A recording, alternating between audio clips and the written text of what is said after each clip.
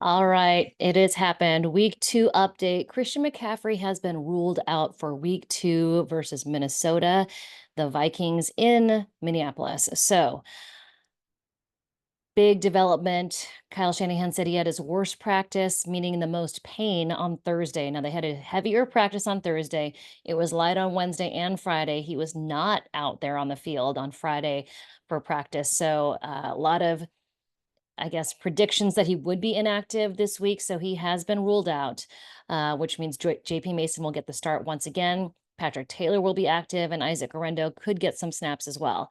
Um, not looking great for Christian McCaffrey now when there was no possibility of them putting him on IR before. They are considering it. Kyle Shanahan said on Friday they could put him on IR, designated to return, which means he would miss 4 games.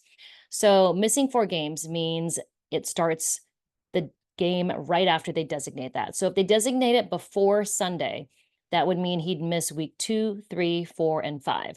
So he could return in week 6.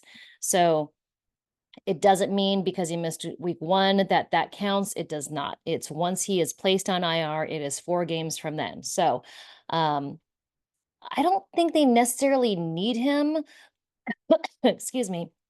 Um, until then, they want to make sure that he is healthy through the end of the season. And that is so important when it is the end of the season, when it's playoffs, when it means winning the division, when it means heading to the postseason. So, it would have been nice to have Christian McCaffrey against the Vikings, which is a much more competitive team than I think the New York Jets were in week 1. Also more competitive than the next few teams they face. All right, so week 3, they travel to Los Angeles to face the Rams. Week 4, they welcome the New England Patriots at home, and then Arizona Cardinals go to Levi Stadium in week 5. So if they put him on injured reserve, designated to come back before Sunday, he would be able to play. He'd be eligible to play again week 6 versus the Seattle Seahawks in Seattle. So that is a grass field that would be more favorable, even though he says it doesn't matter whether it's grass or turf. I think it does, my personal opinion. So the next 2 games, Minnesota is field turf. Los Angeles Rams field turf. The 2 games at home at Levi Stadium, obviously on grass, Seattle Seahawks grass. So it could be that they put him on 4-week IR and then bring him back. I just don't think they need him right now. So it is kind of a good thing to make sure he's okay. Now, with Achilles tendonitis, kind of a scary thing. It is what Dre Greenlaw dealt with last year at the end of the season. Oddly, it was not his Achilles that was bothering him that snapped at the Super Bowl. It was the opposite one. So now it could be that he was overcompensating, pushing off more on the healthier foot, and I say air quotes healthier foot, and then it caused the other Achilles to tear. So, I mean, our bodies are never completely symmetrical. So, but also when I know when I've had an injury, I compensate using the opposite side of the body way more. It's happened with me too. So I know, anyone that's had injury, which is most of us at some point on some extremity, you compensate with the other side. So I know they want to be careful with Christian McCaffrey because the last thing they want is for him to have an Achilles tear that would end his season. So they're going to be careful with him. If that means putting him on injured reserve designated to return, that is a possibility. Now, obviously, the 49ers are very comfortable with JP Mason and what he can do. Isaac Rendo, we saw what he could do during the preseason. Now, he hasn't been out in pads with the team as much. That's Isaac Orendo. So knowing the protections, protecting Brock Purdy, what to do for, all the different things that happen on the field to help block and set up plays. There was a lot in regards to Kyle Shanahan's playbook. So it could be a lot for Isaac Rendo. Now, I'm sure they're going to gradually work him in. I think he is a guy that they wanted to get into the lineup because they drafted him early. He is valuable. He has shown that he has a lot of burst, a lot of speed. He's fast. So he's a guy they could use in week 2. Also, week 2, you do have Brandon Ayuk, who has had another week of practice with Brock Purdy. So I expect him to get more play. Debo Samuel, man, it was like Debo Samuel circa 2021. running the ball out of the backfield, catching passes. Debo Samuel was involved in all aspects of the game. This week, he said, all bets are off when it comes to Kyle Shanahan and game planning. You never know what you're going to get. So he could be out there in both the run and the pass game equally. I expect Brandon Ayuk to be more involved. He was in on the field quite a bit, but I think getting in game condition will just keep getting better as the season progresses. Offensive line, Aaron Banks is back, and so he had a calf contusion from week one. He's back in the game. No is injury designation at all. And Jawan Jennings, ankle injury from the game, no injury designation at all. So he is set to play. On the defensive side of the ball, Yetur Gross-Matos had no injury designation at all either. So they are going to work him in gradually.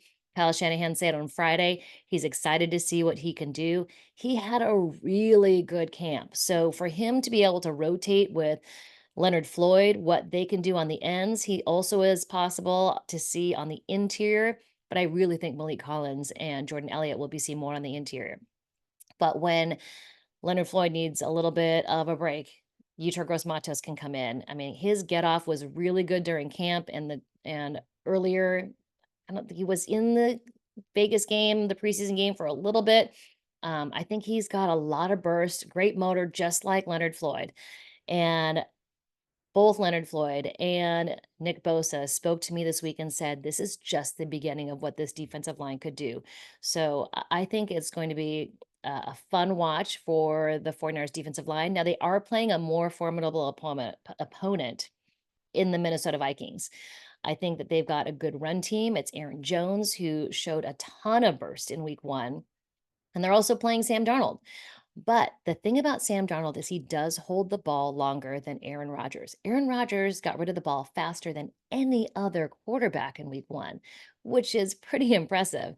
Sam Darnold holds onto the ball a little longer, which means the guys are going to have more chance to pass rush, more chance to get after the quarterback.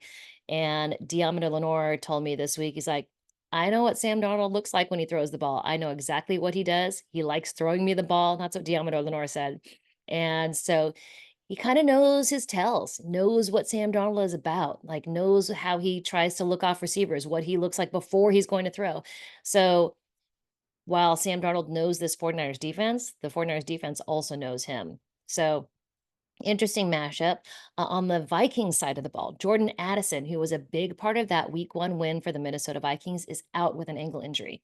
They do have to cover Justin Jefferson, but I think Jordan Addison as the wide receiver two, him being out, it's going to make a little bit more, I guess it'll be a little bit easier for the 49ers defense to dedicate more defensive attention to Justin Jefferson. Aaron Jones also is going to be a tough one to stop.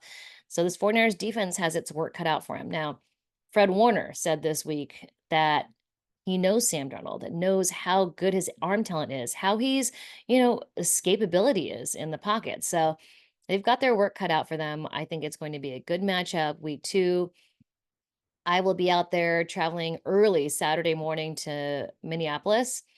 And it is an early start on the West Coast, 10 a.m. If you're going out there, please say hi. If you're in the stadium early, come down to the railing. I'll be walking around on the field pregame very early. I think it'll be a fun matchup. That is one of my favorite stadiums to go visit. It is loud, it is really pretty. And if you get there early. They have, I know it's not 49ers team, but they have a kind of walk of fame. They have a museum, they have a lot of activities for kids. It is really a gorgeous stadium. They did it well. And Minneapolis, the downtown area, has great food, great restaurants. If you need any recommendations on food, definitely message me and I will let you know. But I think it's a good matchup. And, it's really unfortunate that Christian McCaffrey is dealing with this Achilles injury, but hopefully they get him rested up enough that he is good to return later in the season when it's really important. They need him in the postseason. They need him in the playoffs. And if it comes down to one or two games at the end of the season, that gives them home field advantage. That's where they need him. So I'd say, and I think a lot of you agree with me, rest Christian McCaffrey now when they can. JP Mason looks like he is set to go. He has run successfully. I think the 49ers offensive line is set with Dominic Pooney. I mean, just a mature guy for a rookie on the offensive line. And Jordan Mason, it's his 3rd season in this system, so he is really, really close with Bobby Turner. Bobby Turner has worked really closely with him. I think that you'll see Jordan Mason do an incredible job going forward for the offense, and, Brock Purdy has said that he knows everybody on the team has known what Jordan Mason is capable of. So I think we're gonna see that a lot in week 2, but I think it'd be nice if the 49ers also get Isaac Rendo involved in the game as well. So we'll see what happens. Stay tuned. I'll try to do some more of these updates as we go along. Please subscribe. Also, check out 49ers Talk. Matt and I do a podcast twice a week. He's on there a third time of the week with Ask Papa and Carlos Ramirez, and also pregame. It's the guys. It is Rod Brooks, Carlos Ramirez, and Dante Whitner. Dante Whitner's got a whole telestrator game board now, so definitely check that out. Post game again with me and Matt. We'll do another 49ers talk on Sunday after the game. So definitely check all that out. Please subscribe, share with your friends, and I'll bring you some more updates as soon as we have them. All right. Definitely talk to you soon. Safe travels if you're going to Minneapolis, and I'll see you there.